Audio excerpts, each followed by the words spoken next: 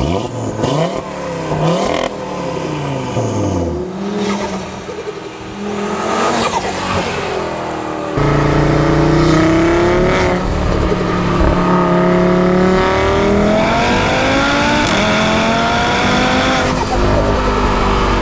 guys, welcome back to the channel. So today I thought I should do a video that kind of is a little bit overdue, and that is like an updated sound compilation of the RS3 since we have changed the setup a little bit.